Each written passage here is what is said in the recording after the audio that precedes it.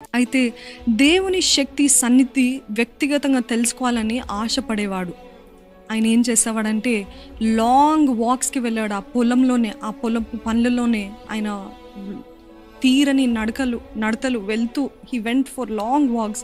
And అటువంటి long walks వెళ్ళే ఆ సమయంలో దేవునితో మాట్లాడేవాడంట, ప్రార్థన చేసేవాడంట. డేవిడ్ బ్రైనార్డ్‌కి ఉన్న ప్రత్యేకత ఏంటంటే ఆయన పెద్ద మాటకారి కాదు, పెద్ద చదువు కలిగిన వ్యక్తి కాదు, కానీ ఆయన he is a man of prayer.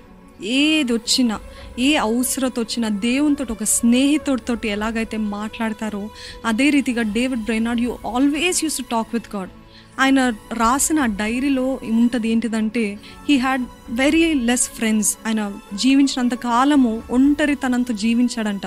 ఎందుకంటే ఎక్కువసేపు దేవునితోటి గడిపేవాడు, ఎక్కువసేపు భారమంతా ఆయన మోయాలని ప్రయత్నించేవాడు.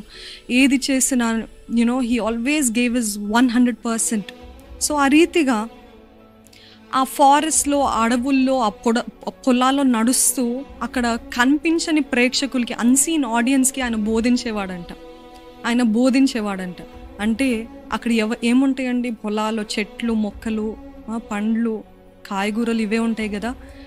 అటువంటి స్థలంలో ఏదో మనుషులు ఉన్నారని ఊహించుకుంటూ అక్కడ వాటికి బోధించేవాడంట. అంటే అంత తాపత్రయం, అంత ఆశ ఉండేది తనకి. ఏంటంటే నేను దేవుని సేవ చేయాలి, అనేక మందిని రక్షించాలి అనే ఆశ, తాపత్రయం ఉండేదంట. అయితే తన బర్త్డే చెప్పాను కదా, 20వ తారీఖు ఏప్రిల్ నెలలో ఉంది తన birthday. So he reached his 21st birthday. అయితే ఆ జరుపుకోక ముందే పరిశుద్ధాత్మ దేవుడు ఆయనని కన్విక్ట్ చేస్తాడు, ఆయనని సరి చేస్తాడు. ఏంటంటే నువ్వు నీ క్రియలు బట్టి, నీ స్వనీతిని బట్టి నా రక్షణని, నా కృపని సంపాదించుకోవాలనుకుంటున్నావు కదా, అది నా కృప కానీ, నా రక్షణ కానీ నీ క్రియలు బట్టి నువ్వు సంపాదించుకోలేవు, కానీ అది నీకు వరముగా, I will give it you freely, ఉచితముగా నేను నీకు అనుగ్రహిస్తా. అది నీ నీతిని బట్టి కాదు, నీ క్రియలు బట్టి కాదు అని చెప్తే అప్పుడు ఆయన కళ్ళు, మనోనేత్రాలు తెరవబడ్డాయి. His spiritual eyes were opened.